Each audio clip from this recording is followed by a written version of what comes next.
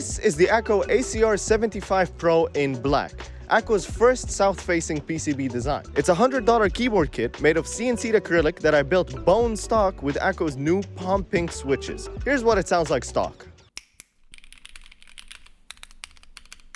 Yeah, not too bad. Let's get into the specifics real quick and see how much better we can make it. In the kit, you get Akko's custom tape mod with this cute drawing, plate foam, a polycarbonate plate pre-installed in the board, an extra aluminum plate, a keycap puller, a switch puller, which both feel pretty high quality for a $100 keyboard kit, a bunch of gasket socks plus extras, this coiled cable, which I'm not too big a fan of, and finally the board itself, which feels really sturdy for an acrylic board.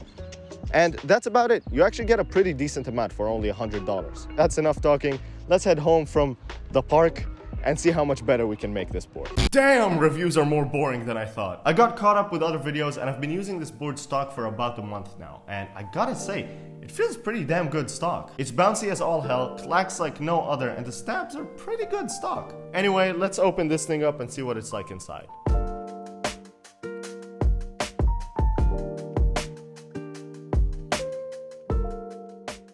The board opens up from the back with like 100 hex screws, but thankfully they do give you a tool for that in the box, so there's no need to worry.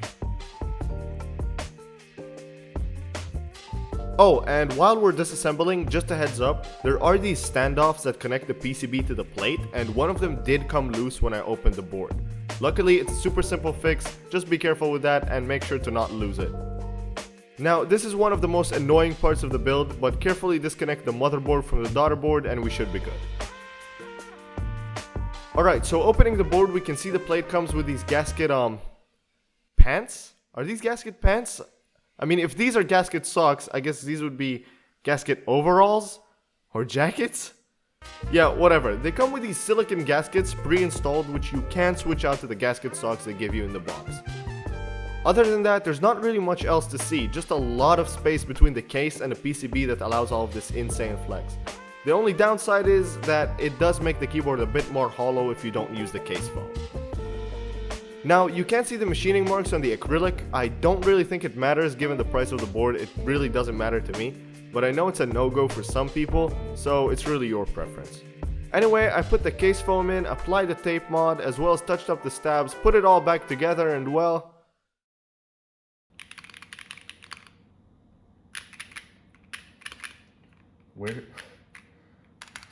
Where did all the flex go? Yeah, a lot of the problems with the stock version were ironed out, but a lot of the flex left the board, and so I used this version for a week.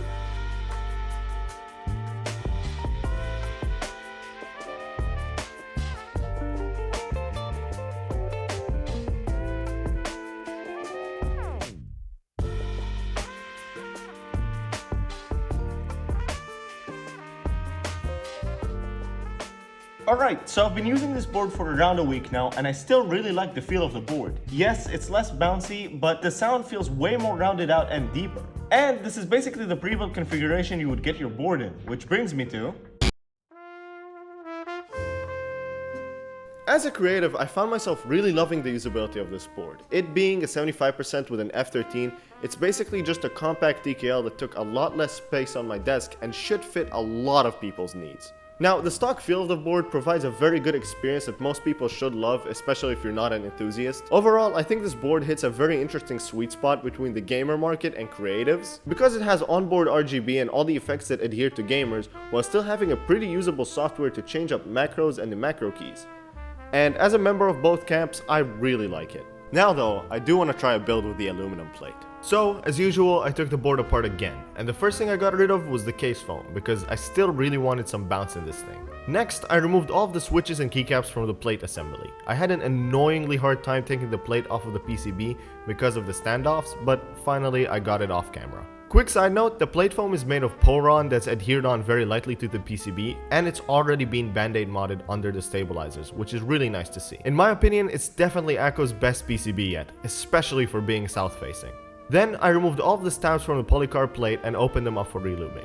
It was mainly the wire that needed more lube because the stabs themselves already had a generous amount of lube on them stock, and thankfully no holy mod this time. Finally, I started prepping the alu plate. I put on the gasket socks, the relubed stabs, and this time I decided to leave the standoffs off. They're not super necessary since the switches hold the PCB to the plate anyway, so I just left them off. Then I put the switches and keycaps back in and it was pretty much ready to go. This was my raw reaction once I finished the rebuild. Oh, I do like this. Then I used it for another week. That's not my business. Alright, another week with the board done, and at first I didn't really like this configuration, but after a while it really grew on me. Overall, the feel is a nice even bounce without the case foam, and the sound is about the same as the other configuration, maybe a little bit clackier, and somehow less hollow. But of course, as good as this board is, especially stock, it's still not perfect, so...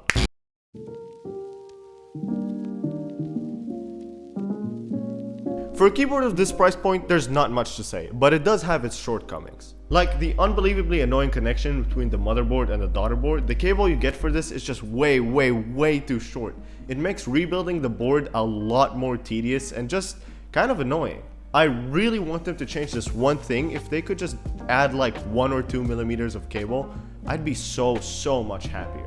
Oh, and the case foam. I really wish it was just a bit squishier. Instead of using EVA, they could have done like Poron or something, and that wouldn't take away from the flex and would reduce the hollowness. Now, honestly, are these minor problems? Yes, definitely, and the board is amazing even with them.